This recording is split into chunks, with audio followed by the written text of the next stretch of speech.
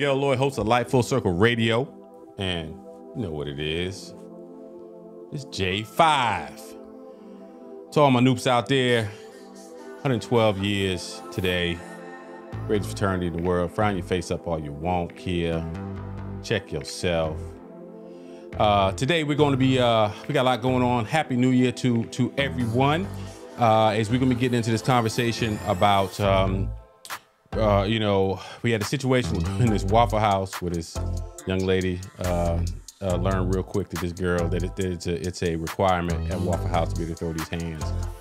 Yeah, Skip Bayless wilding out on Fox Sports, and Shannon Sharp might be bouncing here any day now. We'll see how that works out. And then we got to talk about what happened in Buffalo. A couple things been going on in Buffalo in addition to the young man who had a heart attack on the field. The blizzard last week killed a young woman, so we're gonna get into that as well. Let's go. Super producer. What's up? Happy New Year. Hi. Happy New Year. Happy New Year. This has been quite a day, as you know, as we've been trying to get going. We're a little bit behind, and we've got today. We're going to have a conversation about. First of all, why you acting like these noobs? I cannot hate on the Noops because I was Miss Diamond my freshman year of college at Florida A&M University. It was a very proud moment. I should have been Miss Kappa Alpha Psi, but that's a whole other fight. The other girl was light-skinned. She ended up dropping out the following year. But that's neither here nor there. Well, now don't hit me. Don't try to hit my frat with that colorism. Stop it. Stop I might be a little bitter. That's fine. And you sound, that's exactly what you sound, is a little bitter. All right, so full transparency, Kia, and we had our production meeting, and today my clients blew up my afternoon, so we're going to be winging it until we bring on our guest. And you know, our guest happens to be a brother Phi Beta Sigma, so we're going to go ahead and ask him to chill on out today because this ain't their day. Their day coming up later in the month. But Sigmas are so nice. I have to say this. Of all the fraternities on the planet, the Sigmas are the nicest guys to ever exist. I don't know why that is, but they are the nicest. Well, I got some Sigmas I call brothers, no doubt. But this particular Sigma happens to be a friend of mine, man, going all the way back. My God, long time. We played little, right? 93? Longer than that. We played Little League baseball together. And he was obviously much better than me. 93 draft pick with the Philadelphia Phillies. Comes from a great family. And we'll have our chili dog story. We might get to that because, you know, anyway, we'll talk about that. All right. So anyway, before we get into this, but we're going to talk today about the life of a pro athlete because what happened in Buffalo, as we know, was tragic with the young man for the Buffalo Bills who had a heart attack on the field.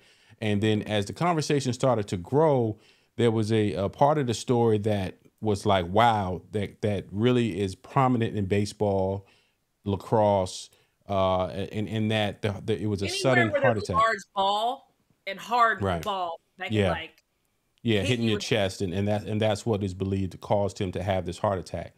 And so, but I want to talk about that a little bit, but I want to talk about the life of a pro athlete, Wayne Gnomes, who's a great friend of mine. We're friends 35 plus years, but we're all proud of him when he got drafted in the first round by the Phillies in 93. But he immediately, once he finished playing baseball, he came right back home, and now he's a pillar in the community in Hampton, Virginia. Awesome. And so we're going to talk to him. Dispel some of these anti-vax conspiracy theories. I'm not even going to spend but a half a second on that nonsense. I'm not doing it. I know, but we have some very prominent people who are saying, look at all these athletes who are dropping dead. It must be because of the vax. And I'm like, there's a lot of athletes for years that have been dropping like flies, and no one said anything before that. Now it's all of a sudden it must be the jab. It must be the jab. Like I said, we will discuss it a little bit. We got it. We may discuss that a little. I got to turn the fan on because this is my hot Kappa jacket right here. I was going to ask you, is that comfortable under all the light? Woo.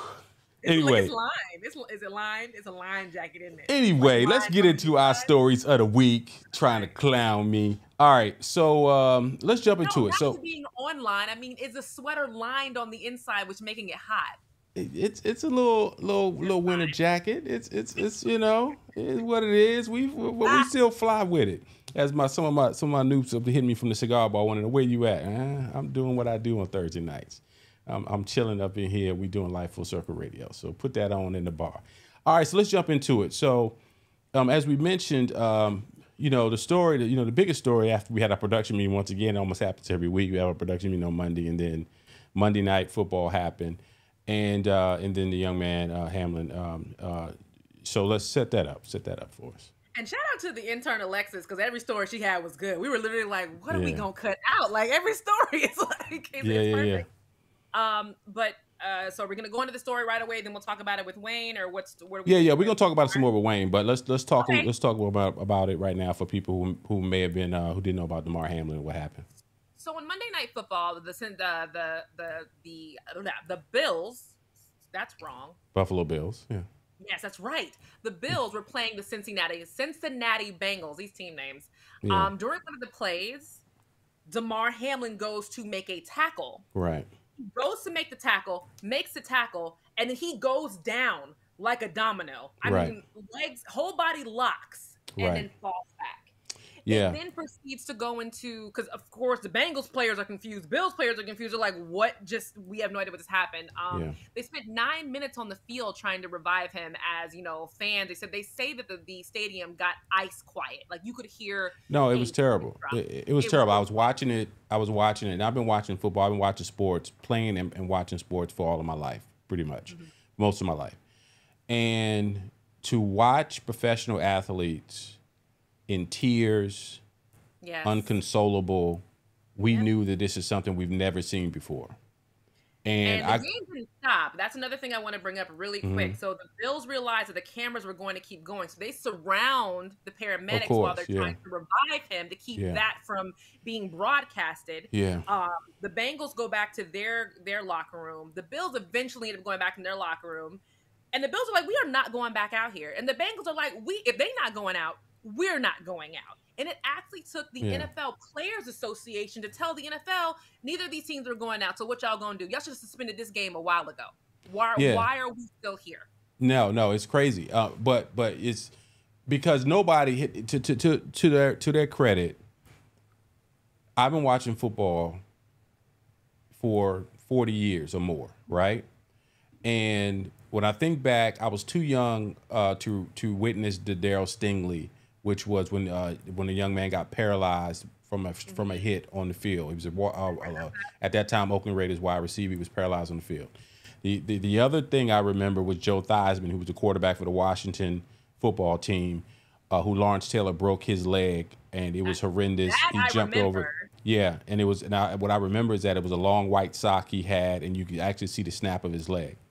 Yes. But we've never seen a situation where someone was in a life-threatening. Because we always, no matter how bad it was, you roll out the ambulance, you roll out the cart, you put them on, to give you the thumbs up, and then we know that they're still hurt, but it's not a life-threatening situation. This situation, for lack of better words, are functional, even though they're hurt. Sure, they're functional. We know that they're going to be. They may not play football ever again, but they're going to live. This situation, it was obvious that it was terrible. When you looked at the quarterback from the Bills, you look at these players and they were distraught. It was like they'd seen someone shot in the street. And from both sides. On both sides. I mean, these guys are athletes, man. And it's something we'll get into with Wayne. And shout out to my man Jonathan Smoke Wilson, who also was a former Pro Ball fellow, one of the best football minds I've ever known, one of my closest friends growing up. He's also watching. But these guys are warriors, man. These guys, when it's all said and done, you hit each other, you bang each other, but nobody wants to have to experience what these guys had to experience. And DeMar is so young. I don't think people realize this. He's 24 years old. I can't even say this young man is only 24. 24 years old. He hasn't been in the league for years and years and years. He's 24 years old. He's a child. To me, I'm 37. He's a child. Yeah, I used to always remember growing up, and we would go over in our football uniforms over to Hampton Institute at the time, now Hampton University, and I always thought that those college guys at that time, these guys, big old rough guys, big old grown men, and now I look at them like, man, these are big grown boys. And I look at it. So anyway, so the situation was what it was. News is that he has woken up. Yes. He is still, I think he is still intubated, but he is awake. Yeah. And he is kind of, holding hands with his family members. He is not speaking. He's not doing anything outside of awake, but that's still a good sign that he is awake. Yes. And that he is acknowledging family members, because he could have ended up in a vegetative state. That was my concern. Yeah. My concern was that is what was going to happen. And my concern was that they're simply right now we're holding on for hope. The fact that he woke up today, it was encouraging. The fact that the emergency responders on the field did their job. His uncle came on television a day or two ago and said that they had to revive his heart twice, once on the field and once when they got to the hospital. And so the fact that he is good is a blessing. We're so thankful for that. So let's get in the midst of all that, there was you got your morning talk shows who were all about debate and all this stuff. That's part of what we do as far as entertainment. We watch this stuff, and Shannon Sharp and Skip Bayless are on Fox, and Skip Bayless made a comment basically saying that the tweet is out there about whether or not he was going to the NFL was going to stop this game or restart this game, and it's out there. You can go find it. Mm-hmm. It was, I watched Skip Bayless and Shannon Sharp. I love Shannon Sharp. I think he's such a smart football mind, such a smart mind. And Shannon and Skip Bayless is what he is. He's a smart guy, but he's a provocative guy. He's all about being provocative. He's all about just, about toeing the line, and he missed the mark on this. And so he got lit up in regards to letting the game he was basically the game should just continue. That's basically what his tweet was. And he's now being called to be fired by baseball players, basketball players, football players, former pro athletes are all saying, like, he needs to go. If our lives don't matter, then you don't need to be talking about us. If our lives don't matter at all, if your whole focus is just the game. Again, like Miguel just said, if it was a broken leg, if it was a broken arm, or, we've seen mild concussions, whatever, fine, we get it.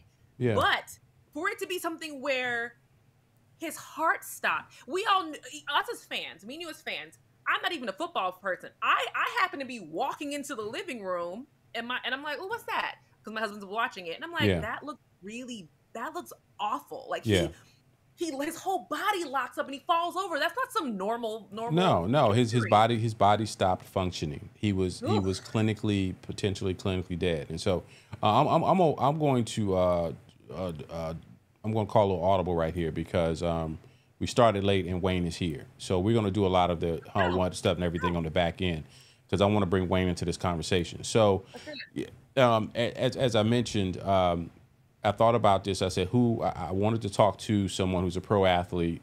And the first person I thought about was his brother. Wayne and I have been friends for the better part of 35 years or more. Going on younger than that. Shoot, man, we played Little League Baseball when we were about 11 or 12. And so let me bring in my guy, Wayne Gnomes, man. Wayne, how you doing, brother? Hear me? Yeah, we got you. Yeah. We can hear you. We hear you. Okay, good, man. Thanks for having me, Miguel. Good. I want you to introduce you to the super producer, Kia, who keeps me straight over here. And Wayne, you look like your internet might be a little choppy right there. Because you kind of Wayne, doing. Are you reporting to us from a cave or maybe? You're not going to clown my man. No, you're not. Are you actually in the cigar bar right now? And that's why your Wi-Fi is a little iffy? Because you are caught in the Matrix. We gonna keep Wayne on. But as we mentioned, Wayne, 1993 draft pick, Philadelphia Phillies. He was a pitcher from Old Dominion University right there in Norfolk, Virginia. Why does he look younger than you if you guys are the same age? How does that work? Well, technically Wayne is a year younger than me. But even though we graduated high school together, he got that's much better. That's much better. I got America Online. Y'all don't have America Online? I got dial-up still. We in Hampton. You got dial-up. Is that bad? Oh man, but as we mentioned, Wayne and I we graduated high school together. We played We played baseball together. Obviously, I wasn't any good. That's why I focused on basketball. I think I played up through freshman year of high school. Wayne kept it going, and he became one of the top pitchers in the country, brother. Welcome to Life Full Circle Radio. Man. Hey, man, thanks for having me, man. I'm proud of what you're doing, man. You're doing a great job. Man, I appreciate you. So I wanted to talk to a pro athlete about this because baseball is different, but it's still dangerous. You're talking about a baseball. I think at your peak, how fast was your fastball? It was up there, Miguel. About 96. That's a good number. That's a good number.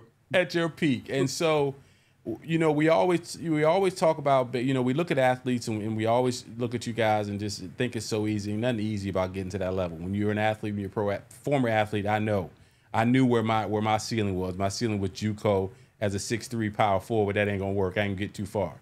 But talk to us about being a pro athlete and as a pro athlete, and knowing that what we saw with Hamlin actually is a little bit more known as a baseball player because of the speed of the ball and the hardness of the ball. Tell us about what was going through your head when you saw what happened. Well, first of all, the injury is. First of all, this is the life of a pro athlete is nothing but a business. Okay, and if you don't understand that, then you're going to have sour grapes when you're replaced. You're going to have sour grapes when you're traded. When you're going to have sour grapes when you're released, and you'll hold on to that bitterness forever. So understand that it's a business. Second of all, and we talked about this before. What happened on Monday, and I was watching because it was supposed to be a great game. Okay. What happened on Monday night would be just as much of a freak in baseball as it would be in football. I think it's my personal opinion is it's less likely in baseball, okay, than football because there's so much contact in football, obviously. Right. Baseball, there's contact, but nothing as violent as that. Now, okay, are there some protective measures in place for youth for getting hit with a line drive? Yes. Okay. You see some kids wear chest protectors from the pitcher's mound because that's the closest spot to being hit by a line drive. You also see now pitchers sometimes at youth levels and sometimes even the big league level wearing hats that are plastic, hard helmets to protect yourself from a line drive. Any time that equipment will come into play is a fluke, bro. It's a fluke. I don't think it's more, I don't have any data. I don't think it's more common for a baseball player to be hit in the chest and have a heart attack in the field than it is for a football player. Yeah. I think football players will be more likely, regardless of the fact it's very, very unlikely. We saw the whole world's watching was awful. It was tragic. It was rare. And it was just, we witnessed a train wreck. I mean, essentially. Yeah. And, but baseball players, the danger you have is as a pitcher, the ball coming back to you or off of one of your pitches. Harder than you throw it. Right. Harder than what you absolutely. And I'm throwing at 96. It's coming off that bat about 112, 110, 112, Yeah. And so when we look at that and we know it's a gladiator, no matter the sport, football, you look at some of the horrific basketball injuries, you look at the leg breaks and knees that have happened. And this stuff is not easy, man. It's really not. But I want to talk about your life as a pro athlete, right? Okay. So, when did you think, okay, coming out of Phoebus, 1990, you went to go play at Old Dominion. How soon in your career at ODU did you feel like it was a viable thing that they were telling you, hey, man, there's an opportunity, you may be able to go pro? My junior year, and I'll tell you this, one thing I can definitely say, man, I never played the game with the focus of playing professional baseball. I didn't play the game and said, man, if I just keep it doing, I'm going to make millions of dollars. I didn't. I played the game for myself and for the other 24 guys on the roster to win. And sometimes, not sometimes, now with so much money involved, kids can leave, kids can come and go, coaches come and go, NIL money. Now it's about that dollar. When I played, man, almost the draft was kind of almost like a surprise to me. I mean, they were calling the house and blowing my phone up, and I wasn't taking any phone calls, from agents stuff. I let my coach and my parents handle that. Right. But I was just playing the game. I was just playing the game, and I think that's why I had so much success. Because if I would have focused on, hey man, come June, you about to be a millionaire. Well, that's a lot of pressure you put on yourself, man. I got to do good. I'm about to come and be a millionaire, instead of just playing the game that you've been playing since I was 6 or 7. Just doing what you do. Practicing hard, playing hard, trying to win the game, having fun with your teammates. And then when this is all said and done, okay, now is the next chapter. Pay me. But if I went out there and played for the draft, that's selfish. And 2, it's self-centered, and we call it the baseball guys. The baseball guys usually don't reward guys like that. Yeah. Yeah, you had a question. I have a quick question because about what you just said about it being so much pressure now. It didn't used to be that bad. Now it's like so much pressure. Is that why we see athletes who are pushing themselves so hard, even, to the brink of their health? I'm not saying DeMar Hamlin did that because we don't know that yet, but people like J.J. Watt, who we all know had a cardiac arrest event, had to be revived and was like, no, I'm good to play. And this is like, sir, you just had a major health scare. And I think there was another player also. That did happen this year. That actually did happen this year. You're right. Yeah, I then heard that, but J.J. Watt, and there was another player. I think it was Tao Flacca Waka Flocka had a heart attack. Jesus Christ.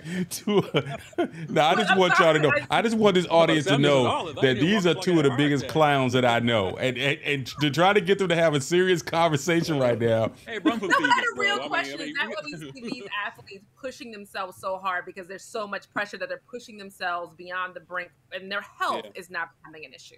That's my question. I've never felt that level, okay, but I can say I have pushed myself to the limits that I can withstand to get to where I was. So the life of a baseball player is a little bit different than what we're used to, right? If a first round draft pick is drafted in basketball or football, immediately they're on the team, they're playing. You've seen a little bit of change now in basketball with the G League and some other stuff. But you were drafted in '93.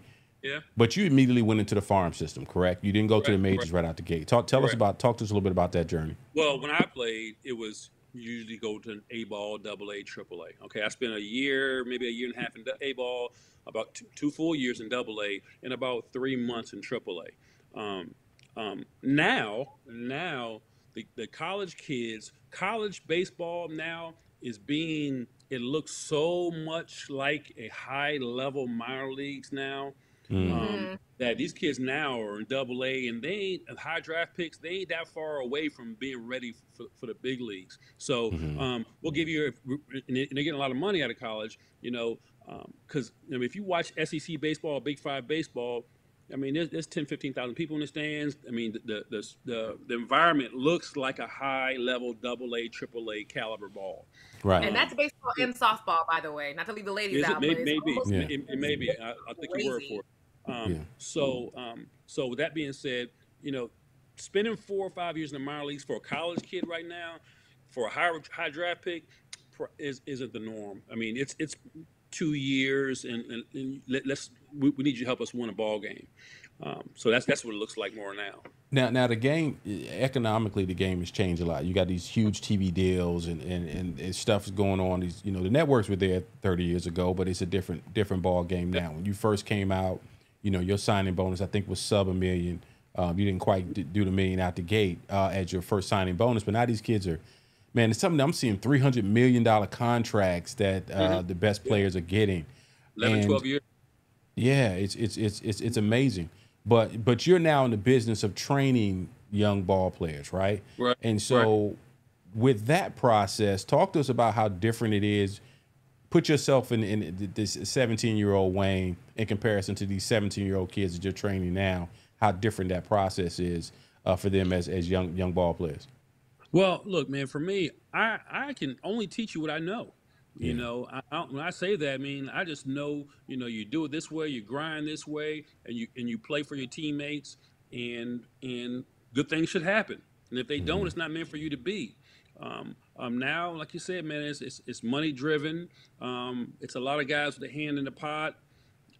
It's agents before you can get to college because of NIL money. Yep. It's a lot different ball game. Actually, and I'm not really that interested in it. Not that I mean, I do it. You know, I like to train kids at a younger level. Yeah. Well, when you think well, you're better than you really are, and you see the money, and you think you put in a little hard work, so you think you deserve some of that. And I know better because I've seen high level competition. Yeah, I mean, you kind of turn me off. Like, look, man, let's concentrate on you being really good at high school, and let's go from there. But with baseball, where does the younger players start? Because don't they show the worldwide series Little League Baseball on ESPN? That was said wrong, but still, don't they? Those kids are almost pro athletes at 10 and 11 years old in baseball. They don't have that for any other sport the way they do for baseball.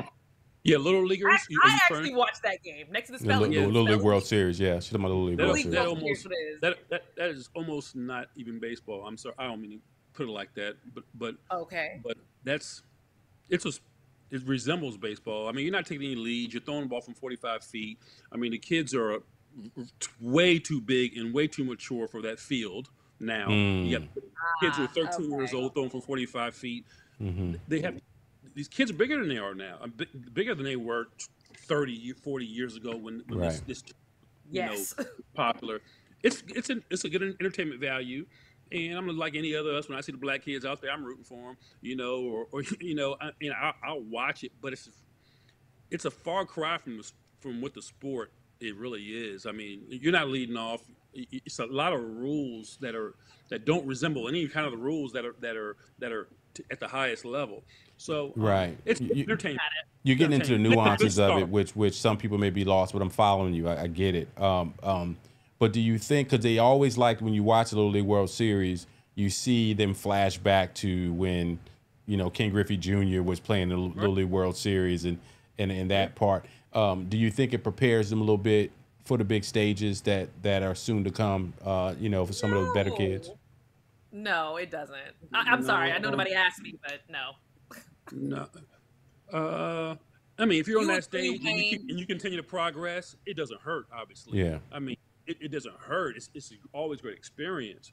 But like I said, man, you know, when that Little League season is over, now you have to really play baseball. You got the bases get the real length. The pitcher's mound get the real length.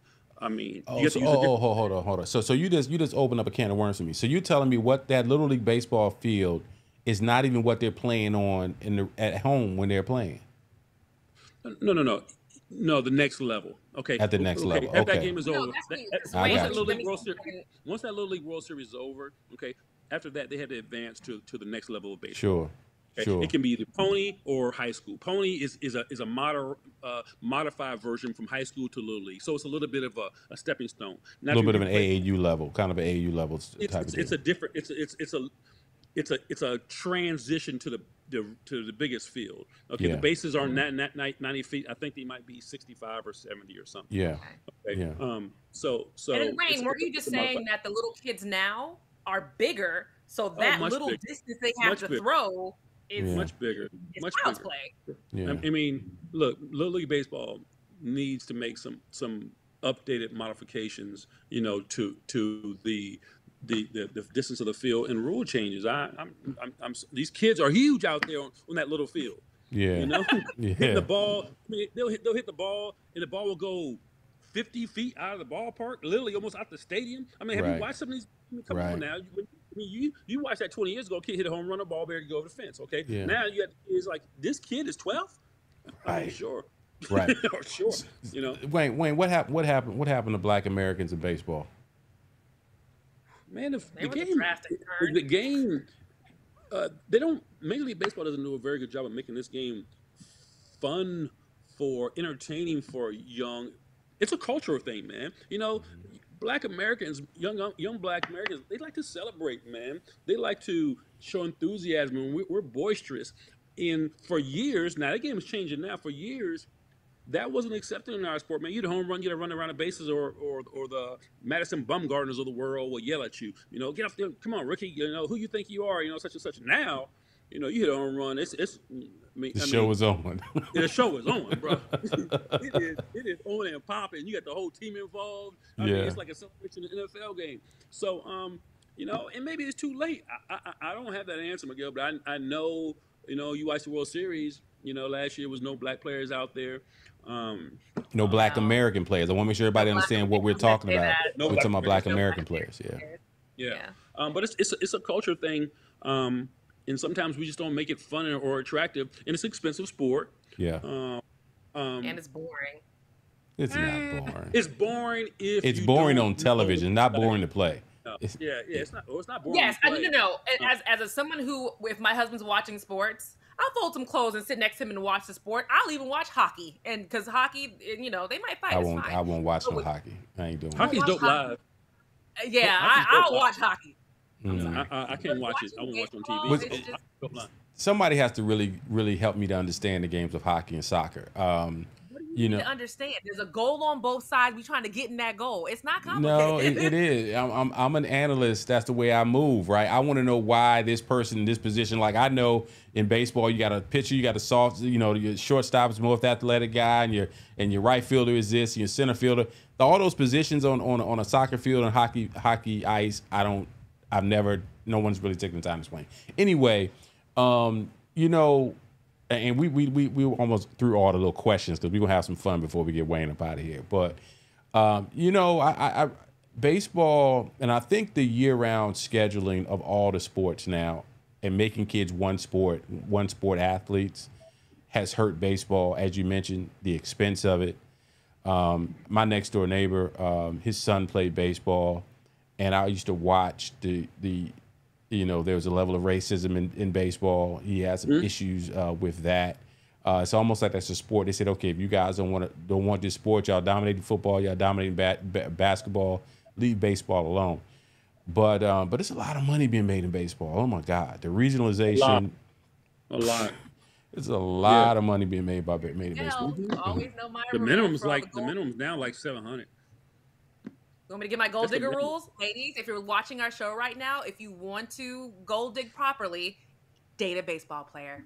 Why? Because their contracts are guaranteed, the least amount of injuries, and the contracts are longer. And it's more lucrative after they get off the field. So, ladies, baseball. Wayne, she may not know nothing else about baseball, but she know about that part. Miguel, right. Miguel, have my gold digger rules ever changed? They have not. They have not. Hey, look, she had me at the stripper music because I was like, I want to hear this music. I feel like I was in a pink strip in East St. Louis. I was like, yo, so I was like, I like this song. She clowns my intro music. I'm about to get some new music, but anyway. Listeners don't get to hear our pre-show music. It's only for people who are in the show waiting for the show to go up. I'm telling you, Miguel, you need to play it for listeners and be like, wow. They hear it when I count down. The countdown push. All right, let's reel this back in. So I turn my red light on. So you came back home. So after you finished your career, you came back to Hampton and you jumped right into the community. So you got your baseball academy. You're now you got a PAL franchise going on in Hampton. Why'd you come back home to Hampton? Oh, bro, I love the 757. I'm sorry. Mom and Dad were here. At first, I initially moved to Suffolk, and my wife was like, I want to move close to home to your family, but I don't want to live so close. And about 10 years later, she was like, I want to live like as close as possible to Mom and Dad. Our kids are young, babysit and stuff like that. You're right. But so we were living in Suffolk for about 10, 15 years, and then actually I live a mile from my daddy now. I live right in Buckrow Beach. Okay. We bought a beach house about 5 years ago. But I love the community, man. I love the people. It ain't for everybody. It's nice enough, slow enough for me. If you want to speed up, you can shoot to Richmond. Go to DC, 2 hours up the road. Yeah, or you can go to my baby girl's. She's a senior at Howard. My oldest, he just graduated from Hampton University. He's in grad school at VCU. So everybody's close, and it works. It works for me and my wife. Yeah. And your wife just got a new gig. She's now dean at UVA. Yeah. Yeah, man. Yeah. So you clearly, Wow. you know, baseball, being sports Hall of Gold Fame. digger dudes, look, if you want to, you know, you want a baller wife, you know. Get yourself a professor or somebody with a PhD. Hey, let's just point out that both of you guys bonus. married very well. You both married very well. Oh Just yeah. want to point that out. Yeah, I think your wife in AKA, ain't she? Delta. She's a Delta. Oh, okay. Alpha chapter Delta. So you almost got to put that in there too. Hey. I am not a Delta, but my little sister and my stepmother are proud Deltas. And baby girl's now Delta. Okay. Wow. Okay. That whole legacy thing going there. That's of course. Well, Wayne, man, we appreciate you coming on, bro. And you know, and you see, I want to get all the subjects, man. I want all the smoke, man. I want that Skip Bayless smoke. I love to dive in on. Well, let's talk about the Skip Bayless, man. You know, let's stay here then. Let's just stay here. Let's hang. Let's hang. What was your take on when you heard Skip? Let me talk tell to you, me. I watch that show every day. I mean, that's one of my favorite shows. I watch it too.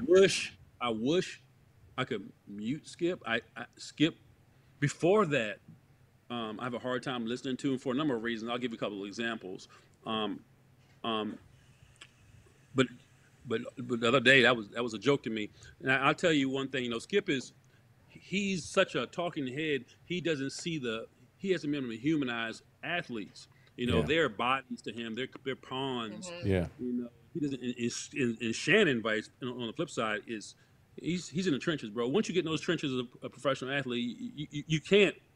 You're in the trenches. You know that's why there's so many on TV, because you get the inside track of how you feel. You get the real raw emotions. Absolutely. You know, and you know, I guess about Skip, I was never all in on him anyway. But he really lost me. I don't know if you remember a while ago. It's probably about 5-6 months ago when he said Dak Prescott was the quarterback of the Dallas Cowboys and he couldn't have mental health issues. You know, I was like, dude, yes. I want to jump to the screen. I want to jump to the screen. I was like, dude, this is a human, dog. I mean, this is a person. And look, I know Skip. I watch the show. Okay, I know it's a strong portion of it is okay. Don't matter what Skip says, what Shannon says, I'm gonna say the opposite. It's scripted. It's a debate show.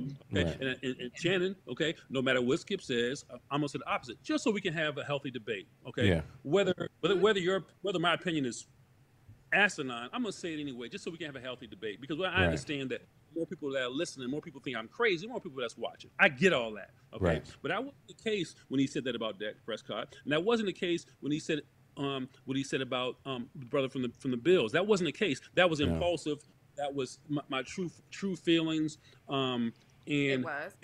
Especially since he refused to take the tweet down. The tweet is still up. He refused to take it down. He also refuses to acknowledge the fact that makes it worse. That makes it worse. And look, man, to be at his level, okay, if you're going to tweet and you know you got, I don't know how many followers he got, you know what I'm saying? You have to know that at the end of this tweet, whatever I say is going to have consequences.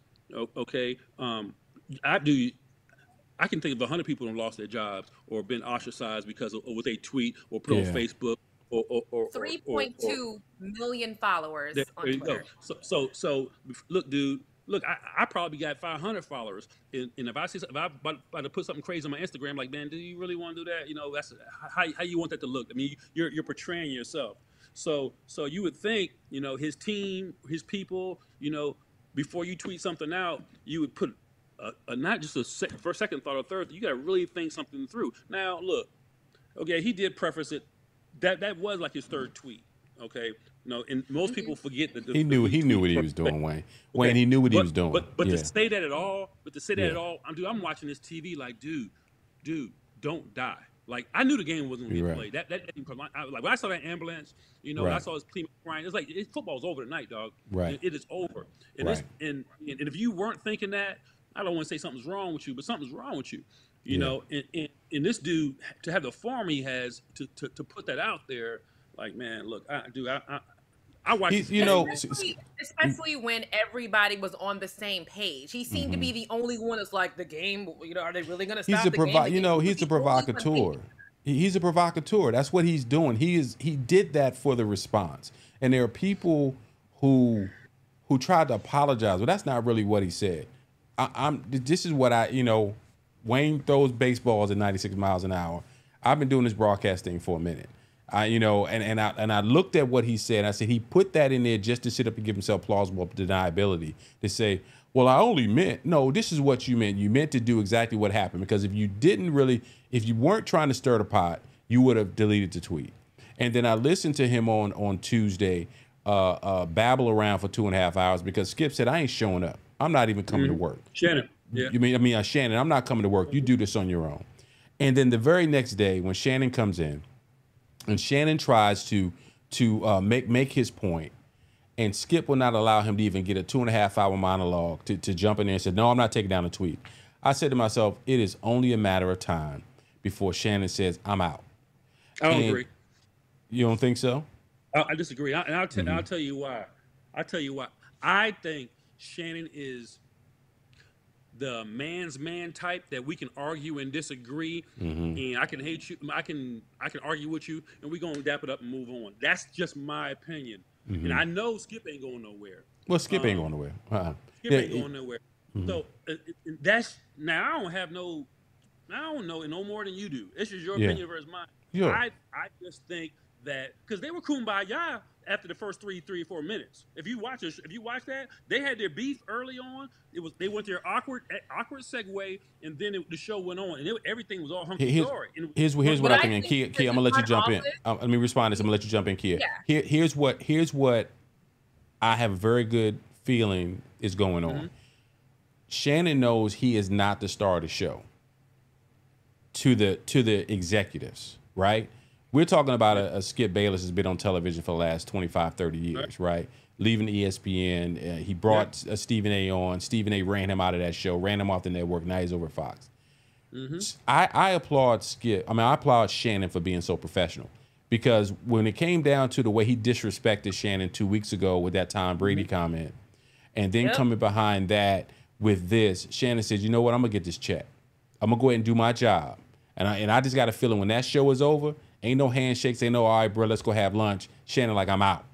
I'm coming here, I'm going to do my job, and keep it going. Kia, go ahead, jump in. So my whole thing is, if, me and Miguel are very much front office people. If I would have been there on that set or upstairs watching and I would have saw that, I would have put my heels on, marched down them stairs.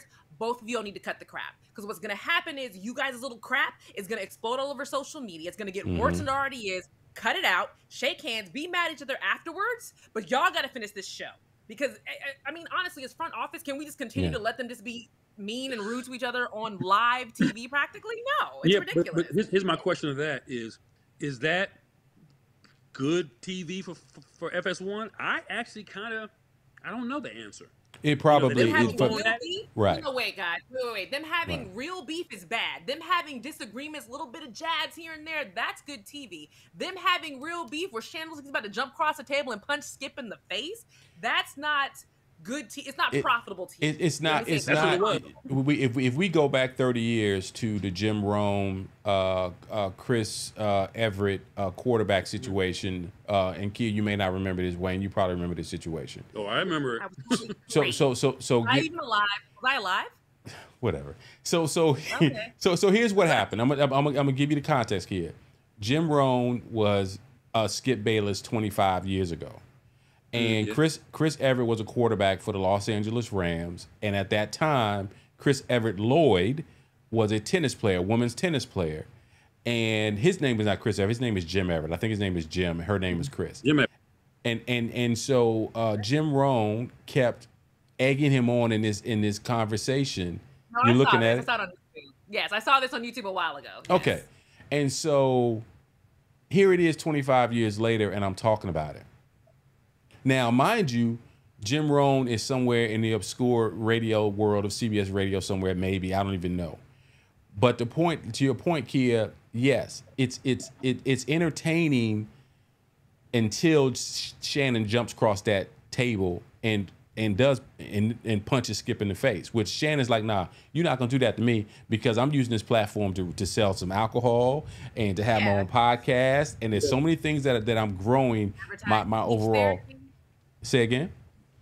I said to advertise speech therapy. It's just because he has a speech impediment. You can't see right there. See right there. So Wayne, let's talk real quick before we get up out of here. As you're the only pro athlete that's on this screen right now, and you play ball in one of the toughest cities in the world to play ball in.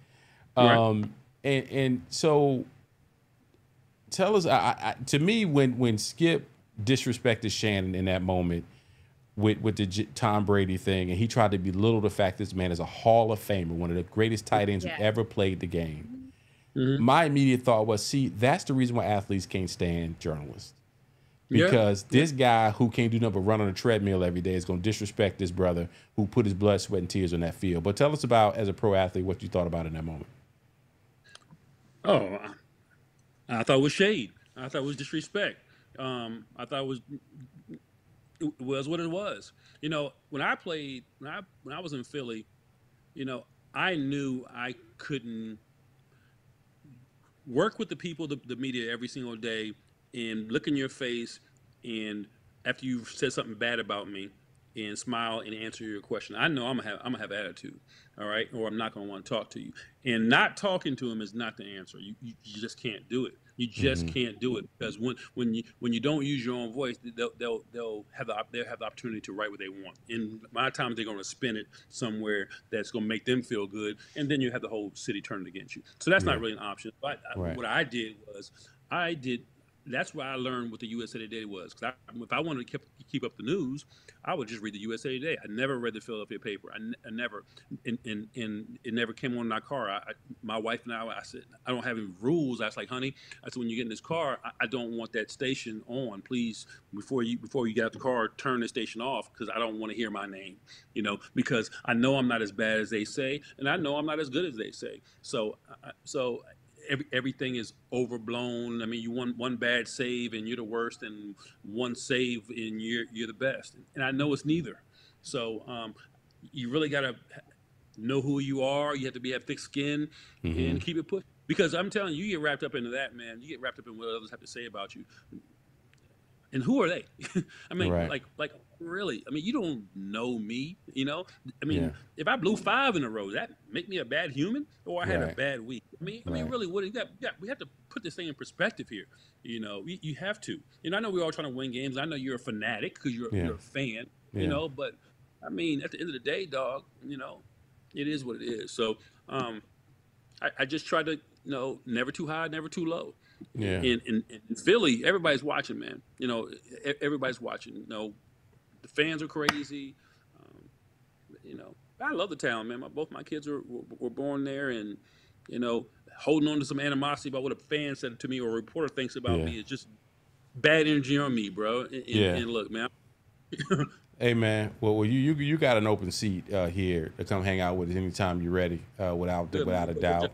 Yeah, man. We appreciate you coming and hanging out with us. And Key, you got anything else before we let Wayne bounce? Unless Wayne has some thoughts about the Best Man series, we're good to go. Oh, dope. That was dope. It was dope. The line. Look. Bye, Wayne. I was joking. I didn't think you really have something to say. Of course. You think this is my homeboy right here? Look. Terrence Howard's line. Have you seen the whole thing? Yeah, I saw it. Yeah, we loved it. We love it. Terrence Howard's line, keep my wife's name. Well, that's actually Will Smith's line, but you know. Well, his line in the movie. When he did that in the movie, that was the best part of the whole thing. I mean, I liked it. It was very good. Yeah, it was really good. It was really good. So, all right, Wayne, man, we appreciate you, man. Thanks so much for coming on and giving your insight. All right, thank you so much. I appreciate it. All right, peace. All right, for sure. Bye. So, great guest. Wayne, like I said, I ain't want to let, you know, because we can cut up. Wayne and, you know, Hampton is a small community, and Wayne and I have been friends since we were 12. So, that could have went a whole lot of different ways. So we appreciate my man for coming on. Exactly how you wanted it. You got to catch up with your friend on the podcast. That's how you wanted to go, and that's how it went. That's how it went. All right, so we got a couple things we can circle back on. You want to talk about the Best Man? You want to talk what you want to talk about before we get out of here? Well, you told me the Best Man conversation was going to take at least 15 minutes. So you want to go to the what subjects? So we can go on that too. All right, so let's do the what. So for those who don't know what we talking about, we're going to go to our favorite segment of the week.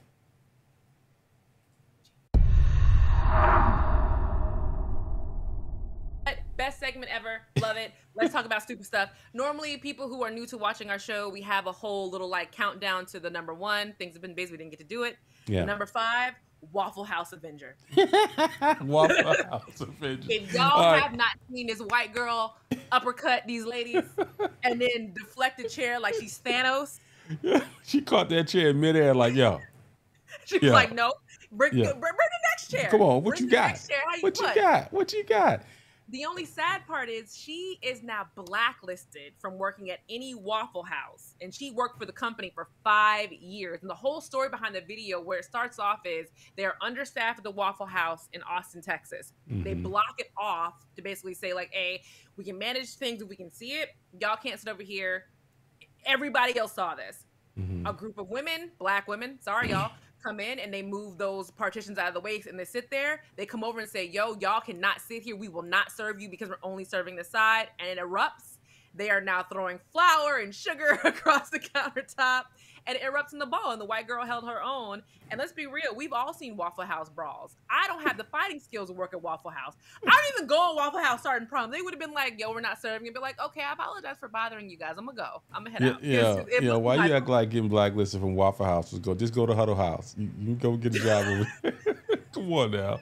You act like now you jumping from Huddle House to IHOP. I think other people will let you cook up some hash browns.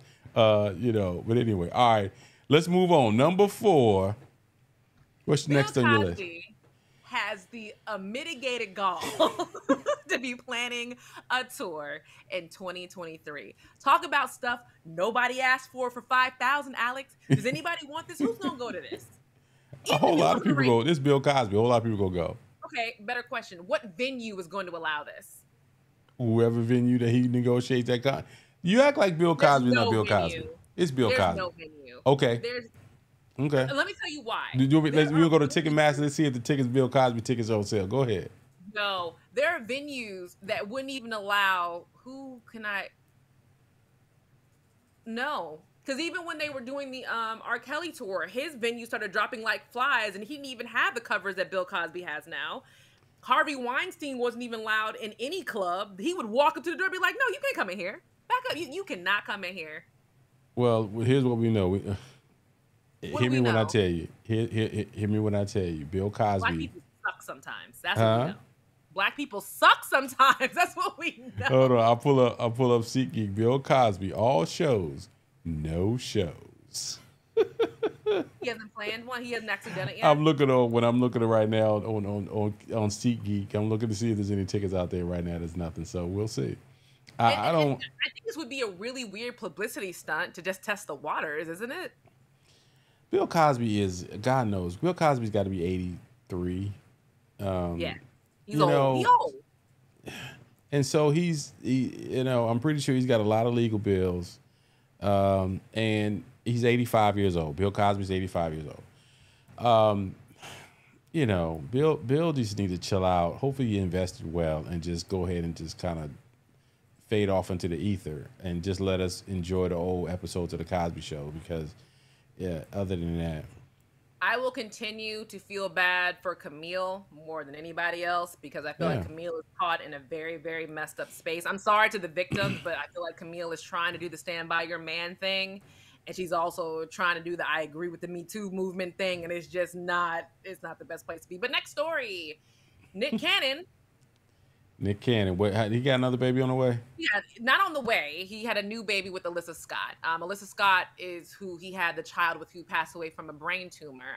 Baby Zen passed away, I want to say almost a little over a year and a half ago maybe. But she gave birth to their daughter, Halo Cannon.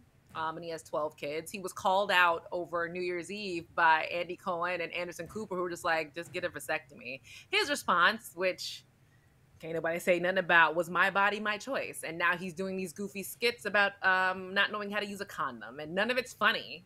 You just got a bunch of broken homes. I mean, honestly. And he also has come out and said it's very hard for him to manage all these households. Duh. You think?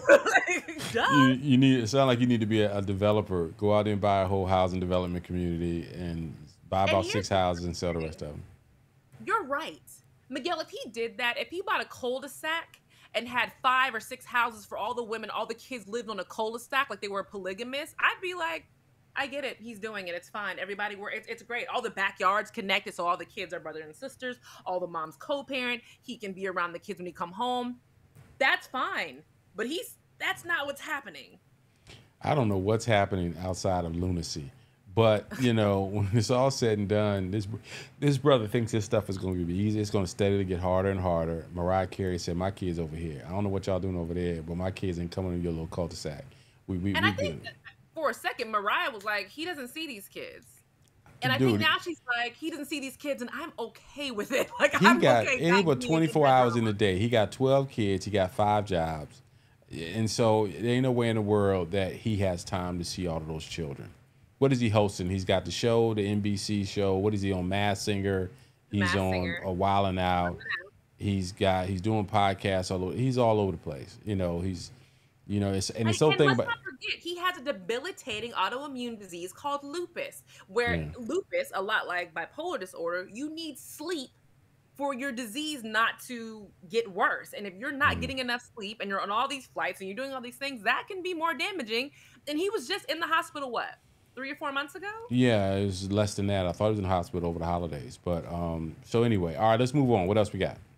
Last thing on the list, Lakeith Stanfield apparently got engaged. Congratulations, Lakeith Stanfield. For those who don't know, Lakeith is a star of Atlanta. He was also starring in Judas and the Black Messiah. He's also been in Get Out. He was also in The Harder They Fall. Very tall, skinny black guy. He's a great actor. You know if you've seen. He got engaged. And when he got engaged, a baby's mama popped out of nowhere and was like, you don't see these kids. Like, he doesn't see these kids. Is that how she talks? She talks with the hand. You notice as a man, I can't do it like y'all. You know, it's a combination of the head and the hand and the period and all that. Here's the funny thing though. When she came out with her issues, that's all I heard, because she had a whole TikTok reel of all these videos. And mostly of him in the video with the kids. It's like, you don't see the kids, but he's in all these TikTok videos. Also, why did you wait till now to come out? Because he got engaged.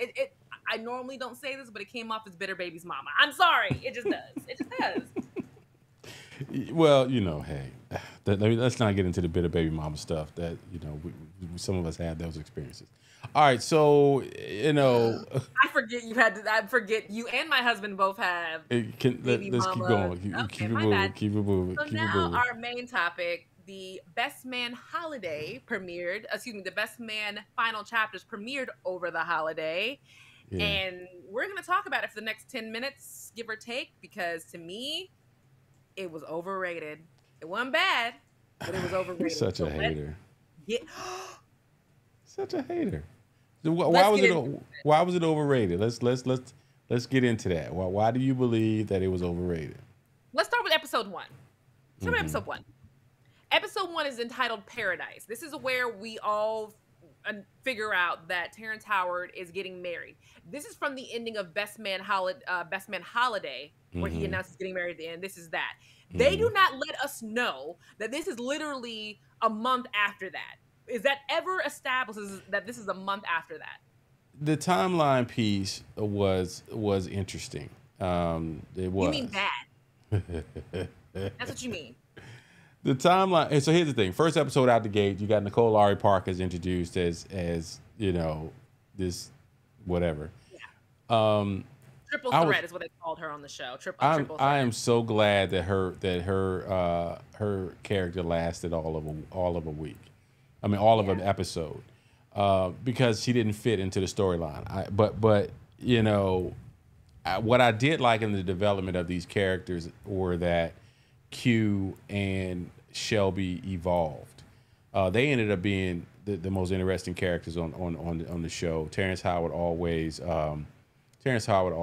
was, and he's always interesting. He always steals the show wherever he goes. They were the only couple who evolved where it made sense. Do you agree with me on that? Where it made like this works. This works. Yeah, it works. Yes, but here's what I liked about this, and for people, if you want to drop some stuff, Dijon said episode 1 was not good. It wasn't that good, but episode one had a purpose. The purpose of episode 1 was to set it up and really throw us off. Because if you think about it, they started off the first episode with Harper being at the speech and Nia Long's character Jordan, and they talk about being there with his first love, and then boom, best love, whatever, and then they go on to the story. So they grabbed our attention with that. I like the way they threw that together. The whole situation with introducing the father figure, introducing the young lady who worked at the resort, introducing those characters. Either, by the way, his Why father, because Q apparently in The Best Man Holiday had become a giant music producer. Now he's a hotel heir. What? Well, yeah, because that's what we never knew what his dad or where we knew he came from money. So in essence, what they did with the character of Q, he evolved. He didn't really have to work. His money, he was already wealthy. And yes, they did establish that because remember he was remember in the first Best Man, he was in pottery, then he was a guitar player, and then he was a poet. This and that. Yes. So he was the wealthy homeboy in the crew who everybody else had to work and build something. He already had something waiting for him to go work for his dad. So that part to me was cool. I think that they introduced the father character because they dealt with some things in the show. They dealt with us as Gen Xers being in the sandwich generation, which means that we're taking care of our kids, and a lot of us are taking care of our parents as well. So they introduced that in the storyline, right? Now, I kind of think they dangled that a little bit because what was wrong with that? Did he have a stroke? I agree with you about that. Yeah. I thought it was going to be Alzheimer's or some kind of dementia, especially with how the house is disarray because, you know, my husband's family, we've seen that. Yeah. But it just was like, oh, he's just getting forgetful. He's just old. Like that's right. And then they kind of like, did he agree? I guess when he said, go ahead and do whatever you want with the business, he did sell the business. And then he started working for the business. I guess that's what we are to assume. But we don't know. And that's the problem that I have with the storyline. We don't know. And another thing, another couple, because again, I think Terrence Howard's couple, a character, and Shelby, they made sense. One part didn't make sense though. They told the daughter that Terrence was her dad, but she continued to call him Q, and that was allowed. In what black household? They don't, but she was only 8 in that when they told her. She was only 8. Yeah, but by the time we got back to we got to start to know that character, she was a snotty-nosed teenager. And she sounded like to me she leveraged the guilt of the parents, of Q and Shelby, to get whatever she wanted. To get all the fancy bags and all of that stuff. And I'm gonna respect you and call you dad when I want something other than that, you just Quentin. So, you know, so that part I kind of get. What I liked about the character development, you know, there's some holes. Obviously, there were some holes. But what I liked about the character development is that they let Q and Shelby evolve, which was cool. I did like that. I like that. But here's the thing. Every character in this, out of those 8 or 9, whatever however the number is of them, I don't feel like doing the math right now. But I know somebody like all of them. It's only 7 people. Is it 7? Is it 3 couples and then it's 4? It was 4 couples and of course me as I did not like what they did with Morris Chestnut's character. What about it? The whole him being my mom's listening, so him being all the sex at the beginning, I thought was completely unnecessary to the series. Like I get it. Come on now. I know. I get it. I get why you feel that way. I think the thing about Lance most widows with children don't act like that. They don't all of a sudden be like, oh, I got 3 kids at home. I'm gonna have sex with everybody possible and just be gone all the time. What? But here's what they were supporting what we always knew was that Lance was shallow. He was always shallow. Okay. He was shallow, but he had a good heart. And so his way of dealing with when he couldn't cope was to do something outlandish. You know, beat up his boy, you know, drink, act out. Plus he's a football player, which he's an aggressive by nature, so they kind of played up on that. Right. In hindsight, now that you say that, he was a pro athlete with Mia, and he wasn't doing all that stuff with Mia.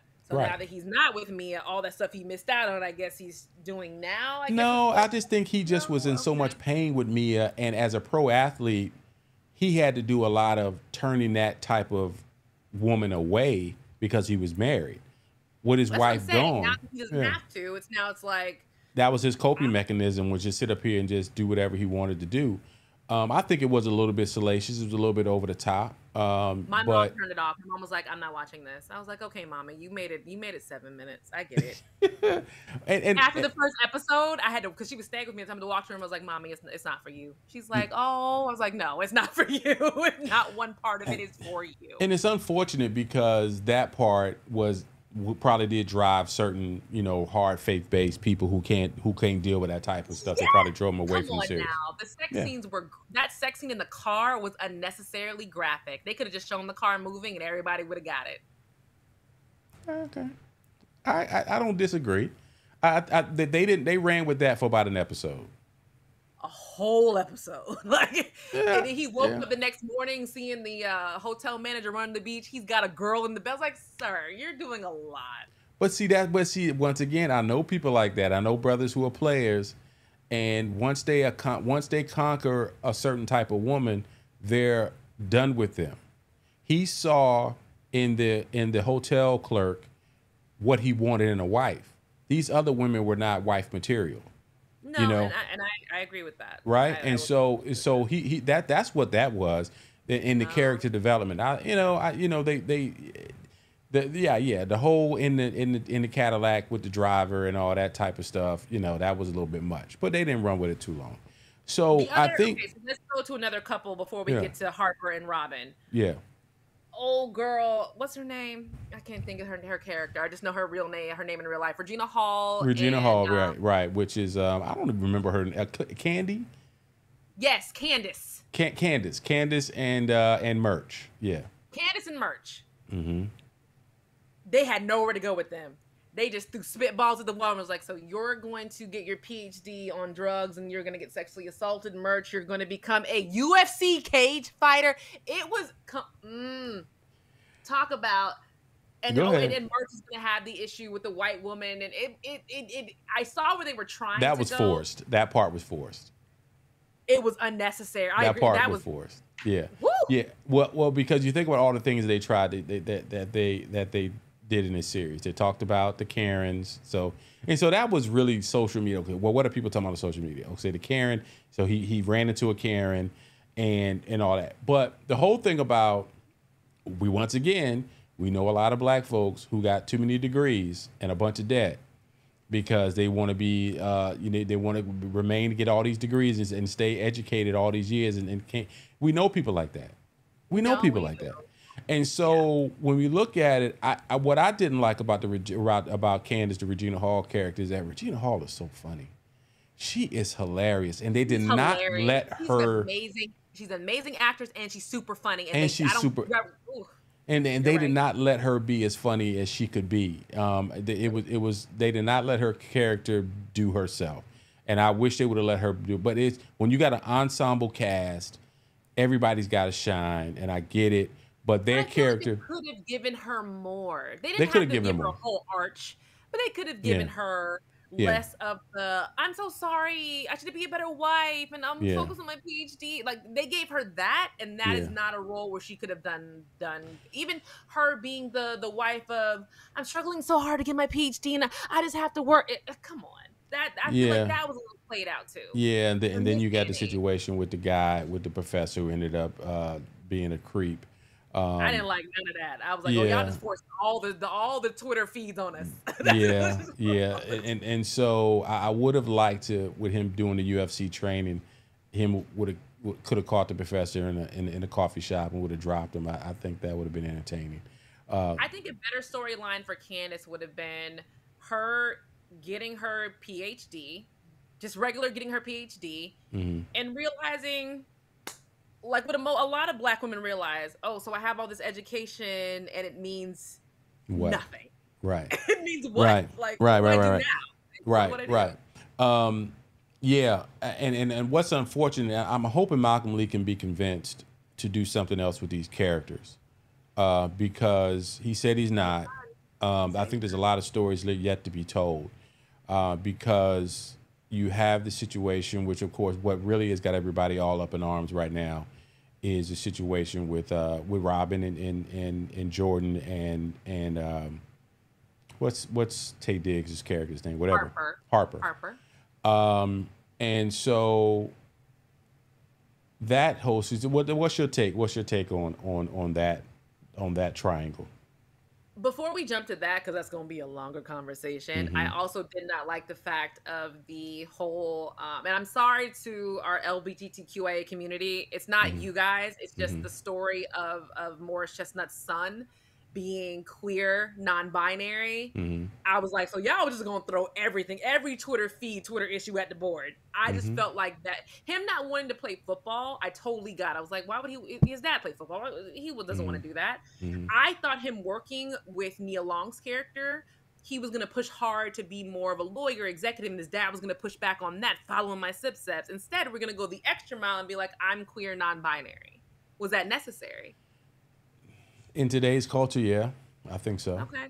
And because it's topical.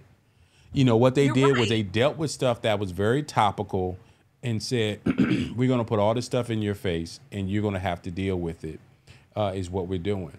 And, you know, I agree with you. Career-wise, where is he going?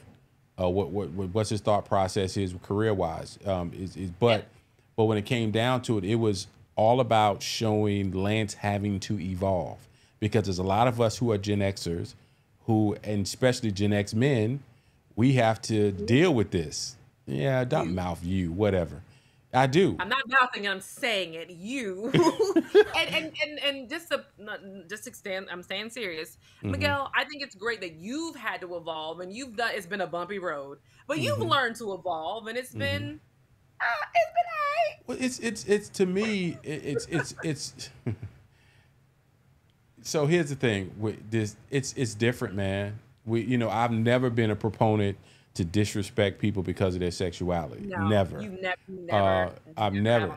But I'll be honest with you, when you get into the pronouns and that, to me, it's just like, that's hard to change the English language, right? But that's what the community is requiring. And so, yeah, even it's I something. have a hard time with they. When I hear like my pronoun is them, I'm like, sweetie, what's your name? I'm just gonna call you by your name. We don't have no issues, right? What does your mama call you? Right. And then if anyway, so that was, and I'm gonna put a bow on that part. You're right. Yeah. Yes, it was necessary because it's gonna force people like me to evolve. Yes. And that's something that was part of this storyline. And so then you want to move on. Let's move on to. So now let's get into the meat and potatoes of Robin, Robin, Harper, and Jordan. This whole convoluted story has been going on since Best Man #1. He did not want to be with that woman in Best Man #1. She was just a really nice girl who maybe was good in bed, who he thought she was cute. He didn't want to be alone. He didn't like her then. We move on to Best Man 2. They reach the same goal of they want to have a baby. As someone who struggled with fertility issues, if you just want to have a baby and you don't really hardcore love the partner you're with, that doesn't work. And y'all got mounting bills, so that seemed weird to me. Now we're here and they've been married. If we look at the timeline, they've been married for 15 years. 15 years, yeah, roundabout. How did they... And you see Robin and Jordan try to be cool, but you can always tell I'm cool with you being over there. I'm not cool with you being up in my face. I'm cool with you being over there. Yeah, so the relationship between, and here's once again, people can relate to this, where we live in a culture now, this is not 1920, where you've got a man who goes out and he earns this money and the woman is happy being at home, making biscuits and taking care of kids. No. Yep. Everybody wants to be able to live their lives and have their level of success in their profession, mostly, right? And so, you're talking about a job that Harper had that people don't understand in the entertainment industry sometimes. No. They're not getting a check every 2 weeks. No. It's project to project to project to project. It's like being an independent contractor, like what me and Miguel are. They are independent contractors. That's what they are. Grind. It's ugh. That's what they are. You know, I heard Emmitt Smith, the famous football player, say one time about a football team is a group of 53 independent contractors coming together to be a team. Same thing with actors and writers and people in this space. If they don't have a job, they got to go from. Now, mind you, they get paid very well, you know, to do what they do. But if you get paid very well at 35, and you don't sell another project until you're 55, that's 20 years you living off of that $5 million you got in that. No, that's not enough money. And so that part of Harper being, everybody say, he's so selfish. He just cared about his career. You over there who got your degree and you a nurse and you get your $5,000 every 2 weeks, shut up. Because you don't understand the process of having to write a book that's going to get people engaged, that's going to turn into a movie, that's going to keep your family taken care of for years to come. And then also Robin's career was also like Harper's, but less lucrative. She was a chef. Absolutely. And no, don't get me wrong. She in the movie, they never. She's made a chef and an activist. Like, she was much more focused on doing community engagement stuff. And that's what I'm saying. They never made it seem like she was a chef who's trying to open a 5-star Michelin star restaurant. It was always like, I like to cook and my food tastes good. Well, so does mine. Right. I'm not trying to be nobody's chef. And then she becomes an activist. Right. That doesn't put food on the table. Right. Right. Correct. So that's a weird, now in this weird impasse. And you always have Jordan off to the side. And Jordan has the same mindset as Harper. I want to be the best of the best of the best of the best. That's right. That's all that matters. That's right. You know, sometimes, there's, the word, you hear being equally yoked, right? And so when you have a situation where Harper and Robin were not equally yoked, they loved each other, but they were not equally yoked. But the challenge that Harper has is that Jordan ain't trying to be yoked up with anybody. But she was at a point now in her almost 50 years old. Now she's interested in that potentially. But still, you think about the way that they evolved the character. She even shut it down and says, I'm not your landing pad, Harper. Get yourself together. I'm going to be here. And if it's meant to be, it'll be, But I also like the fact that they gave her that pregnancy scare, because we've seen a lot of Black women in my generation who get what they want career-wise. Mm-hmm. And then when it's time to be like, I'm good to have a baby. This even happened to me. Yeah. When you get career-wise, you find the perfect man. Yeah. And it's like, now it's time for babies. Doctor was like, you old as hell. Like, why are you in here? Like, what do you want magical thing for me to do for you? Like, and then you end up having to do fertility and this and that. But when I saw her crying, realizing I didn't want this, and then there was an option for a second, now that's all I can think about. And I think a lot of professional women have dealt with that.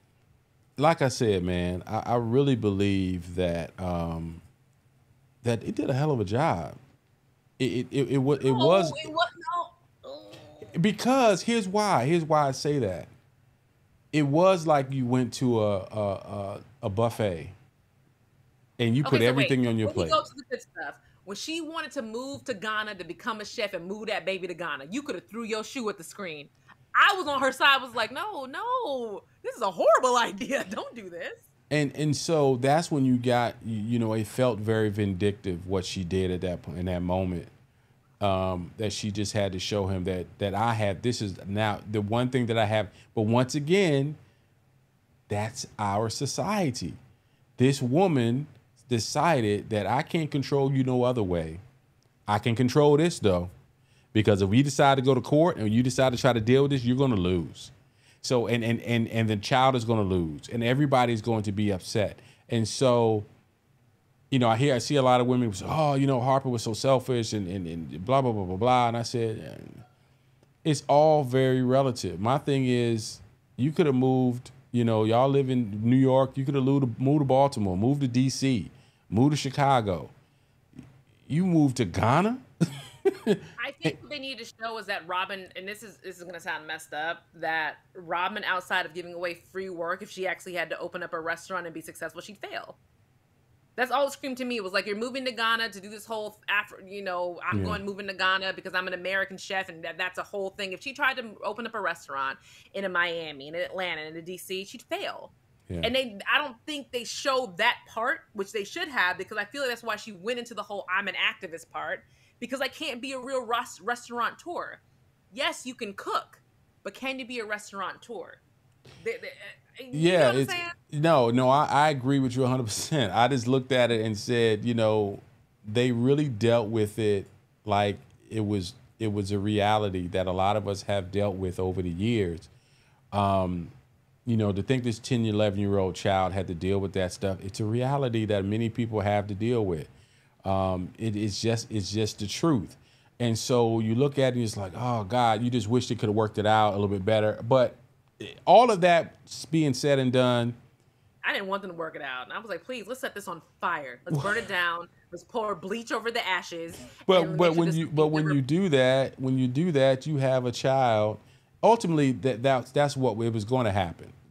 What we saw once again is something that everything is not, rainbows and bunnies, right? It's just not. It's not. It's just not. You know what I mean? We've all, I've had to deal with, and my 22-year-old, we had to deal with situations with that. You've had to deal with it. What I like about is really like what Dijon, hey Dijon, one of our favorite folk hanging out with us. I enjoyed it. It was relatable. It was extremely relatable. No, yes, it was outside of Candace's whole getting sexually harassed and felt up by her professor. That wasn't so relatable, but everything else was relatable. Again, my husband has a baby's mama, and I know he's gonna come in here and murder me, but that situation is Right. not good. So let's not, when you think about the characters, if we do a recap on the characters that had to deal with, you had Lance, who's a widower, whose child, who was struggling. His children were struggling, and so once again, the scene where he said, "I wish it was you that died instead of mom." That's a lot of kids. That's a lot of things that kids have to deal with. You think about the whole Candace and Murch situation, and even Murch. A lot of people said Murch's character was annoying. A little bit. Now, there was a part of their relationship, I'm sorry, that they didn't go on, and they went off in the whole her getting sexually harassed. It was their marriage getting boring by accident. That is something everybody can relate to. When they were trying to figure out, how do we have sex? We're going to vacation, we have sex. And it's like, no, we got this and we got that. I got to check on the girls. That to me was like, yeah, I know how that feels. That's the part that made it so enjoyable to me, that had me locked in, where we binged it in about a week, because it was so much of the content that was relatable, and they forced it into eight episodes, and that was probably the challenge. But when it's all said and done, I think they did a hell of a job. But the fact that they said that there probably won't be any more parts of these stories, Malcolm Lee said he's not interested in telling any more of this story, I think is a shame. But here's what I love about this, and please, someone in the comment if I'm wrong, because I can't think of any characters in Black cinema that we followed for 23 years. And the fact that we were able to watch them evolve from 1999 to 2022, and the same characters, we would love to see. No. Who? No, I'm saying, no, you're right. Now, in white TV, I can give you one specific, Frasier. Everybody followed Frasier for 22 years. Go Frasier. Okay. Team Frasier. And but that might have been, people, it doesn't happen. No. It doesn't happen. Denzel, honey, don't be Indian. It's Black people talking. It's okay. Denzel, which character, honey? So we're talking about, and just Omar for context, we're talking about the characters, not the actors. We're talking about the characters. The characters of Harper and the whole best man going from 1999, fresh out of college, jobs, to now being, I can't think of one series that they don't let us tell our stories like that. Imagine telling the stories now, what happened to the people of a different world, or telling the stories of what I would love to see, going back to Nia Long. I would love to see what happened with Nia Long and I always forget his name and see his face, from Love Jones. Lorenz Tate. To see that story evolve 20 plus years later would be interesting. I think they tried with the Cosbys, and that didn't go how they want. Yeah, remember they had the Cosby ended, and they restarted over again on CBS. They restarted the Cosby Show on CBS, and it ran for 5 years. Did it really? Was it the same characters? It was the same husband and wife. It was still Bill. They ran that for 5 years. I didn't watch not near episode. It ran for 5, and then his son died. and then it got canceled. And they Oh, tried to I revive didn't it watch not again, an episode of that. I have some. It's so funny. We got to go. But We gotta go. it's something about CBS that just like right now, some of my favorite LL Cool J has been on CBS for like 12 years. On Longer than that. yeah, whatever. You know why I know that? Because What? wasn't his original show In the House aired on CBS? No, that was UPN. Oh, UPN. Sorry, the That Black was Network. think about now the production quality. That was UPN. so but and then like Latifah has a show that's on season 2 or 3. The Equalizer. It's something about the way CBS produces stuff. I would default to NBC all day long with their cop shows and CBS all is of for that. old people. CBS is for the elderly. It is. That's It what is.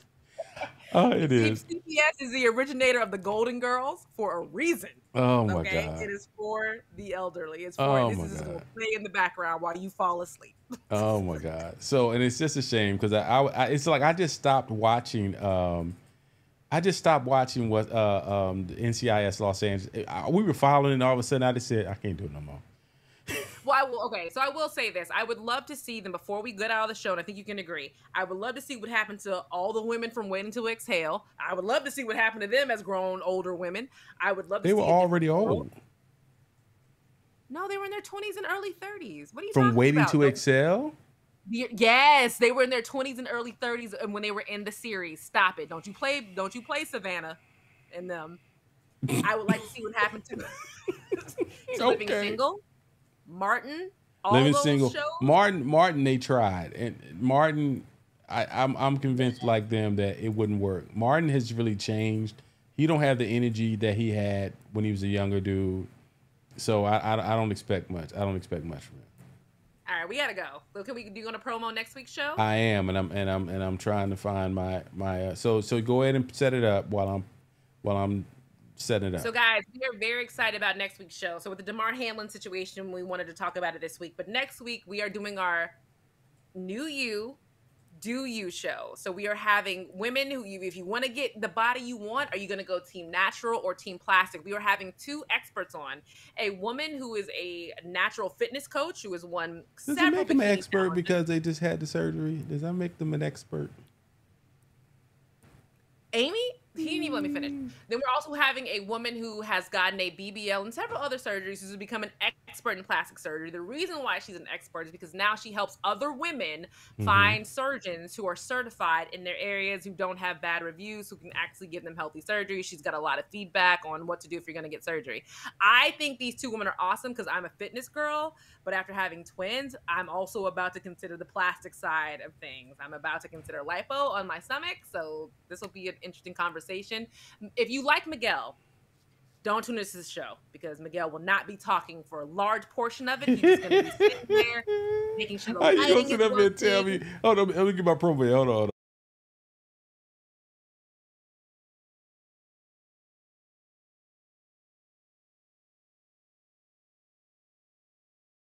Are gorgeous, and both women have found the bodies they want in different ways, and they're both very happy. So that is going to be what we're going to do next week, and so that's what it is. Like Miguel, he'll be there for the first 20 minutes, and after that, he will just be a giant head on the screen. Oh, and I'm gonna sit up here and listen, and we're gonna see what they're gonna learn. So make sure you guys tell your friends. Next week, as we mentioned, we're going to have once again. Let me see if I can set this up. Be able to boom. And boom. It's Team Natural. She's a fitness bikini coach and also pro. And then we will have Amy Coughlin, who has a BBL and several other surgeries she can't wait to tell you guys about. And outside of her surgery, she's also a COO of a major agency. So she's not like some video hoe who ain't got no job. So, yes. So it's going to be interesting to have this conversation. As you mentioned, I'm going to do a lot of listening. A lot of listening. We've already had Denitra on before, and Denitra was great. She's amazing. And so we're looking forward to having her back on the show. And before we get up out of here, once again, yo, to all the noobs out there. Rubbing your chest like that. I don't know if you can see how gross that looks. That does not look gross. I'm letting y'all check this. You doing this? What you want me to? Come on now. Come on Okay, that's better. Bye, guys. I'm getting off. Let him do his thing. All right, y'all. We appreciate y'all, all the noops out there. As I mentioned, I'm gonna try to find some way to hang out with y'all this weekend. I missed it tonight, but it is what it is because I got kids and a family, and so y'all do what y'all do. All right, peace and bye bye.